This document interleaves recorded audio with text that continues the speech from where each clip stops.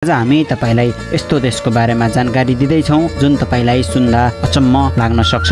दर्शकबिन, यो देशको नाम हो क्यामेन आइल्यान्ड। अब सुनौ क्यामेन आइल्यान्डको इतिहास। क्यामेन आइल्यान्डलाई पहिलो पटक पत्ता लगाउने व्यक्ति क्रिस्टोफर कोलम्बस हुन्।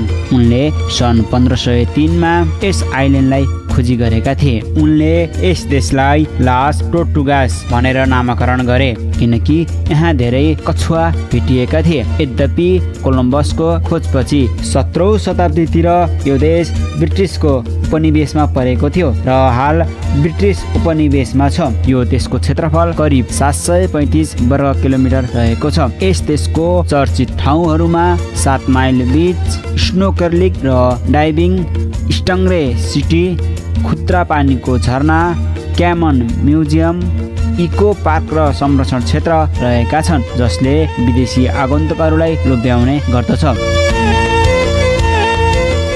अब कुरा गरौँ श्रमको। यहाँ करिब 1600 नेपाली श्रमिकहरू विभिन्न काम गरिरहेका छन्। मुख्यतः नेपाली श्रमिक होटेल तथा रेस्टुरेन्टमा भेटिन्छन्। नेपालबाट करिब 21 घण्टाको हवाई यात्रा गरेपछि मात्र यो देश आइपुगिन्छ।